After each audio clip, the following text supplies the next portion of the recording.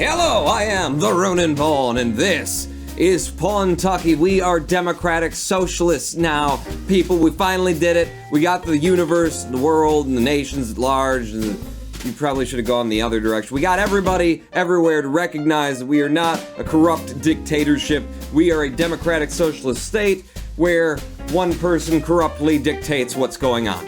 And not to put a point on it, but I am incredibly happy with the way that Pawtucky has been going. We are approaching 1 billion Pawtuckians who are fiercely patriotic, enjoying great social equality. They tend to view other more capitalist countries as somewhat immoral and corrupt, so I've trained you all perfectly. And the income tax rate is 77%, even higher for the wealthy, which results in an average income of 32,000 beers. Imagine that being the average. And by the way, you know what the bottom is on this? The poorest 10% make 28,460 beers per year, with the richest making 36,000. That is a wonderful life.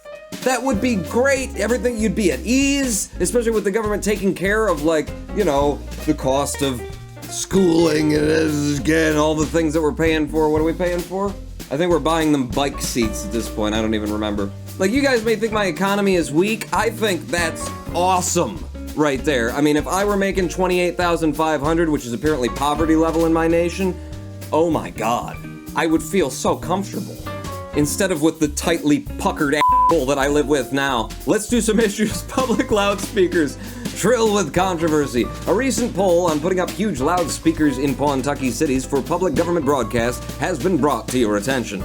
This idea is brilliant, and Pawtucky can't afford to pass it up, claims Renil Parvarkar, your Minister of Safety, who also probably sells loudspeakers for a living, considering how excited she is about this. These loudspeakers can assure the public that the government is always here to help them. The potential here to immediately warn citizens of an emergency, such as an earthquake or a stampede of house mice or something, simply must be taken into account. This could save lives, and I suppose when there isn't anything the citizens need to be told, you could always use them to broadcast patriotic messages like reform is insufficient, revolution is necessary, which I should probably change at this point because, like, at this point, like, neither are necessary. I'm in charge. We're doing fine. And inform the good people which party to join and vote for with news briefs and such. It'll be worth it to strengthen the populace's devotion to our glorious nation. Yeah, so when we're not using it to warn them that there's a hurricane on the way, we can just brainwash them. No. I think people need to realize what this really is. Brainwashing. Yeah, see, that's it. Retorts Willow Vonnegut. Huh? This daughter of, guy who had motorcycles and practiced Zen. I don't want to hear all this flag-waving hogwash every time I go out for a walk, but when it comes to emergencies, I do agree that something should be done to warn everyone. We should send out messages on mandatory miniature radios that you can carry in your pocket. It could tell you things you need to know, too, like what shoes to buy and such. Oh, the guy who's complaining that his brainwashing wants to have targeted advertisements in everyone's pocket and they're required to carry them. Oh, good. Do you not know what country you're in? Flog him! To be honest, I can't see why we should put up with advertising at all, says Carolyn Cochin, thank you, an anti-business protester. All it is some multi-billionaire or politician somewhere trying to make even more money while the rest of us struggle to make ends meet. We don't struggle, baby. 28,000 is the minimum. I say we ban it. Maybe the economy will suffer a little and some people may lose jobs, but that's just a minor side effect, really, especially when you consider that no longer will our children be encouraged to fill themselves with junk food because some guy on the telly tells them that it's cool. Damn it, Coraline Cochin. You put me in a bad spot here because I agree with you. In America, we have sin taxes, okay? Certain activities, certain purchases that you make are taxed more heavily than others, and they're so-called sin taxes, things like alcohol and tobacco. And my thought is the tobacco sin tax I have seen do just great things for America and for the citizenry in general, because when I was a kid, man, it seemed like I was surrounded by uncles and people just in my life who finished one cigarette and lit the next one with the end of the first one. Chain smoking, 2-pack a day, just, you know, lungs made of coal kind of guys. And today, I don't know that those even exist anymore. People still smoke, but not to that extent. And I think it's done good things to increase the price of it for people and for raising tax dollars. So I see that as a positive. Why not do that for fast food? Why not do that for meat? Why not do that for literally the things? Because tobacco is like, well, it's very unhealthy, and you put it's a drain on the healthcare system. You know what's an even bigger drain on the healthcare system and even more of a problem for like wasting your tax dollars? Fast food, soda pop, daily consumption of meat. These things are horrible. The number one killer in this country, in America today, is heart disease, which doesn't come from smoking cigarettes. Just saying. And maybe you don't sin tax meat, but sin taxing fast food makes an awful lot of sense to me. It's something that people should be able to do. It shouldn't be like massively taxed. It's gonna be like cigarettes. People are still going to eat fast food, just maybe a little bit less because it's gonna be more expensive. And I think that would be good for everyone on all sides. Except for the fast food companies who are already trillionaires, and who gives a crap? So I'm with you there, Coral and Cochin, but I don't like the idea of just banning all advertising. Oh, it's gonna hurt our economy so bad. And I like the idea of having advertising out there. Like, I like parodies and jokes based on bad advertising, if for no other reason. Like, give me an option to ban marketing, and I will ban marketing, and we'll decide very finally what the difference is between marketing and advertising. And advertising is like letting people know, hey, we have these goods available, and we think they're good, and here's why we think they're good, and here's where you can get them. Whereas marketing is a devious plot of manipulating human psyches by making sure that your brand and your logo and your little jingle is constantly in their head to the point where they just let it come through their brains, and it's just the background static of reality. McDonald's does not need to advertise, but they advertise constantly. Why? I'm loving it! Ah! Coca-Cola and Pepsi, which if we sin taxed the hell out of that or just made it so you couldn't get a hold of those, man, the health of this country overnight, the billions that would be saved each year in, diabetes problems, hypertension issues. Oh my God, but, do we stop them from advertising the way that we stopped tobacco from advertising? To bring that back up, for some reason, it's the pro-smoking episode, I don't know. I'm in favor of heavier regulations around advertising that has a more stringent idea on what constitutes manipulation and brainwashing, but just banning it outright, I can't get behind. Meanwhile, I don't want to brainwash people. I don't want people. I hated being a kid standing in the frickin' classroom and to the flag we pledge our cocks, or whatever it was they made us say. And Mr. Vonnegut, I love your books, but I'm not gonna, target market to people in their pocket. I'm sorry, you guys, everybody get the hell out of my office. I don't care about you today. Landfills filling up. After claims of two-headed house mice being seen near the numerous landfills of Kentucky, there have been calls for the government to act. Oh, we don't even have a nuclear program. Why are we getting irradiated mice with two heads? Look at that thing, wails famous environmentalist Xanatos Romero, pointing at one of Kentucky's largest dumps. It's an eyesore, a pollutant, and a damn disgrace. What we need to do is get everyone recycling their waste. What we have left, we can shoot into space and specially make... Okay, Elon. Shoot into space and specially made space shuttles, and we'll never have to think about it again. Sure, it'll be expensive, but considering the benefits to the great outdoors, I think we should consider it. You started out strong, and then you went to, hey, let's spend billions. The expense, moans Chris Insufficient, government economist. Thanks, Chris. Do you have any idea what that would cost? A much better way of dealing with this waste is to burn it and use the energy it produces to power Kentucky's big cities. There may be a few side effects on the environment, but with all the cheap power coming in, who would care? Well, go watch my city's skylines and you'll see who would care. People in Shitstopia? What's that called? Oh, come now, says Isabel Flanders, a nearby suburbanite and left-hander. There's no need to bring all the pollution into the cities. These dumps can get a whole lot bigger, Just keep piling the rubbish on, and we can use them as tourist attractions or something. People will flock to see how high they can climb our artificial mountains. If we run out of space, just knock down a few forests. No one will notice. Oh, you grew up in Shitsholia, didn't you? You're all missing the real solution, argues Miles McBoatface, president of Kentucky First Society. Well, thank you, Miles, for that lovely dissertation. Why should we bother building landfills at all? I'm sure that there are plenty of less fortunate countries out there who would be more than happy to take our litter in return for some cash. Damn it, you've done it again, man. You gave me yeah, we should do some recycling, but I'm not building specially made space shuttles to ship it to space where we don't have to worry about it. And by the way, just because we're not destroying the environment of this planet doesn't mean we're not destroying the environment of the galaxy. Out of all of these incredibly stupid ideas, I do want to do recycling. So apparently, we entered the space race. Space shuttles regularly launch rubbish into space. Listen, it's going to help our tech sector because we're going to be constantly working on better, cheaper ways to get to space. It's going to work out in the long run. Geek chic, why it's never been hotter to be a nerd. Are these new headlines? Because I love them. Government bigger, better, official says. That's an old one. National parks proving popular. That's an old one. Paying taxes like giving Pawtucky a big hug, official says. That is a new one, and thank you for the hug source. The world's above us. Reach for the stars and crisp morning address 75 issues. We entered the space age just as we became a socialist democracy or whatever. And did that help our income? It did! We're up 0.2%. Keep going. Dial L for low, and after a recent unfortunate incident involving a foreign casino, a gambling-addicted crime lord, and a secret agent that was a bit too confident in his poker-playing abilities, the government is currently strapped for cash. Your finance minister has reminded you of a swath of delinquent government loans made to a small nameless nation in your sphere of influence that could be called in to close the budget gap. If they can't pay up, why, we'll get a Pennsylvania tribunal involved, declares Engelbert McGuffin.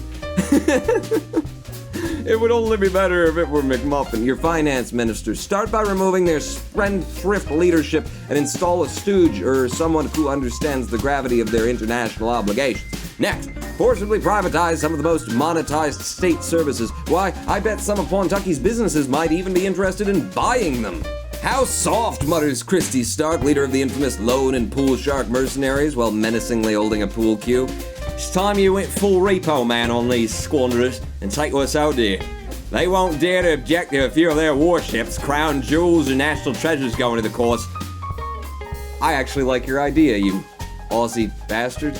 Is that Aussie? I don't know. 1,000 pardons, Rodent Pawn pleads the country's ambassador. Owen debt while kissing your feet.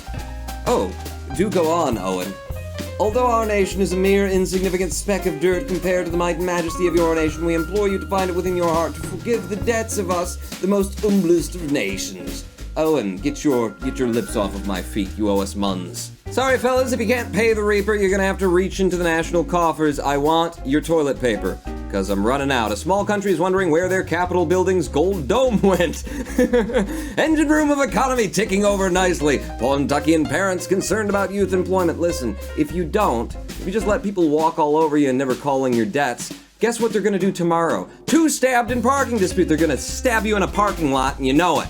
Defense industry welcomes new government spending. What do you mean spending? We're calling in debts, everybody. Pawtucky's New Year's resolution, lose fewer limbs. The Pawtuckian New Year has arrived again, and citizens across the nation are setting off fireworks that light up the sky in a beautiful and awe-inspiring display. Lighting up Pawtucky's roads, however, are the sirens of emergency vehicles, tending to the injuries and fires caused by the explosive revelries. Your Minister of Safety has twisted your arm to personally investigate the situation, so you've reluctantly left your own New Year's party to venture to the local hospital. Damn it! I was drinking champagne! I'm getting a blow pop. The ones that are... A frazzled ER doctor, Finlay Harris, begins lecturing you while distractedly stitching a patient. I can't take it anymore. Every new year, the number of patients in the board ward explodes. A frazzled ER doctor, Finlay Harris, begins lecturing you while distractedly stitching a patient.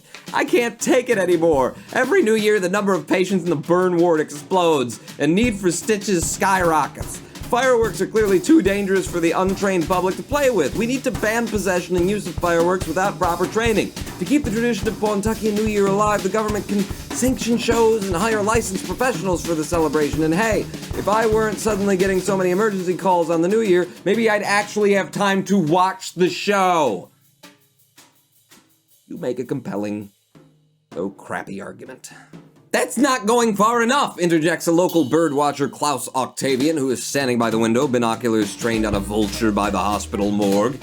It's not a celebration for the birds whose sky we're shooting into. Animals don't understand what's going on when unnatural flashes and scary noises suddenly start bursting all around them. If they dodge the explosions, noxious smoke is sure to drive birds out of the sky, while remains of spent fireworks littering the streets pose a swallowing hazard for scavengers.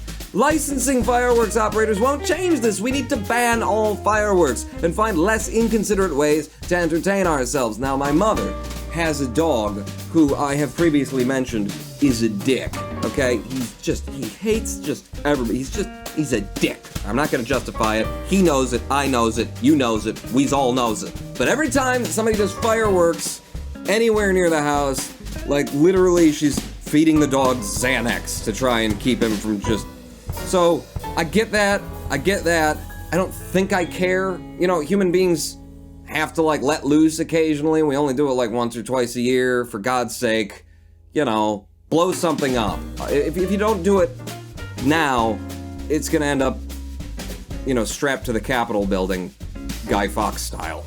That's ridiculous, retorts Robin Vangelis, Chief Technical Officer of Have a Blast Incorporated, who is visiting the Burns ward to hand out free sparklers to the injured. Thunderstorms happen all the time in nature and animals survive those. Fireworks are fabulous fun if some drunken idiots can't read the clear safety instructions we supply with all our products in font 6. Then, well, that's natural selection doing our species a favor. Kinda like your logic there. In fact, we should legalize use of fireworks all year round, then we can celebrate anything anytime, not just the New Year. Oh, Robin, you sycophant. Yeah, I think the middle ground here is to take it out of the hands of the people, still have this special event, but, you know, the birds are gonna have to choke on the remnants the day afterwards. I mean, listen, we gotta party occasionally, right? Sometimes the keg is gonna spill over and a squirrel is gonna, you know, drink himself blackout drunk and get hit by a car. What can I do about that? Banning party poppers has been a real party pooper. Tourism industry discounts benefit locals. Citizens praise innovative government solutions. Old-timers recall good old days when you could blow anything up at any time in anyone's backyard. How much money do you need to live? It's less than you think. What do you mean? I hurt the sales of fireworks. How bad did I hurt it? 2.8% on the average income. God, my gains are like millimeters, and then when it drops, it just drops out from underneath us.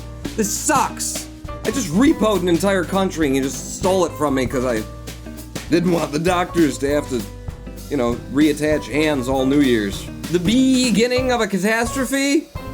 Oh no.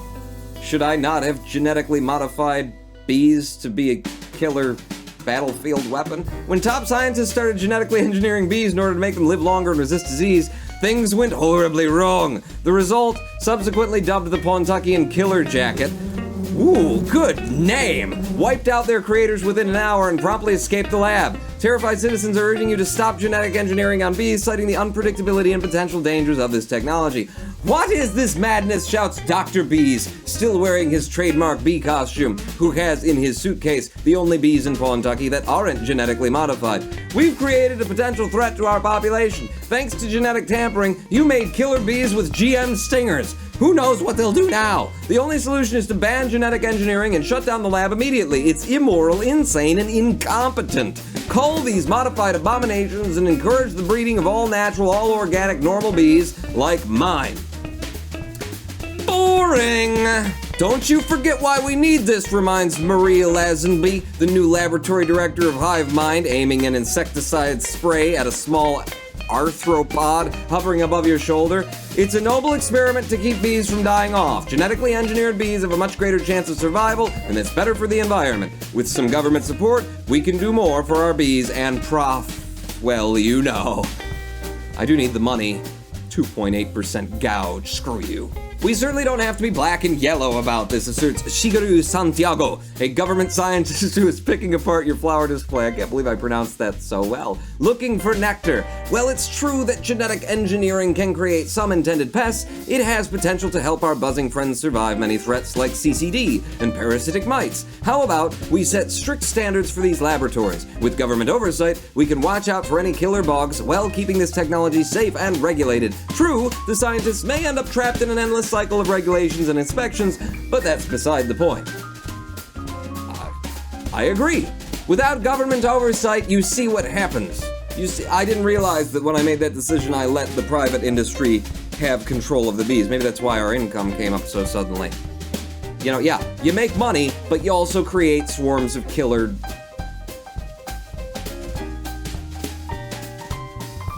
bees, I guess. Looking for something funnier than that.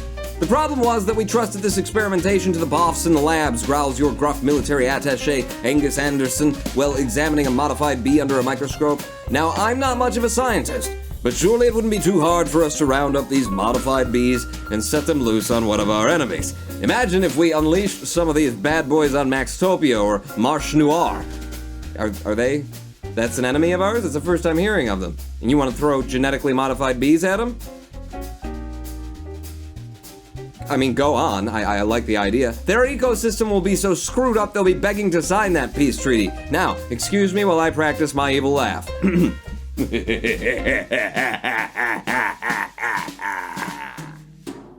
Yeah, it needs work. Government oversight is the solution to everything in my socialist democracy. Scientists spend more time enduring government inspections than they do on actual science. Well, you kind of screwed things up in the private sector, okay? So, what do you want me to do? You know, you kind of justifying my entire mentality of building a government every time I let you have just the slightest, you know? I give you like an inch and somehow you manage to frickin' hang yourself with the inch. The Pawtucket economy fell from weak to fragile. Damn it, I was gloating about my 28,000 poverty line. Avant-garde gallery popular yet confusing. Cinematic reruns prove popular. Warmer weather on the way, forecast says. National parks proving popular. How's our income now? 27.8 and 35.2. You know, all right, so income dropped like $600 or something from the beginning of the episode. Imagine it well. Nobody expects the genetically modified bee inquisition. I am the Ronin Ball. Oh, that was a good one.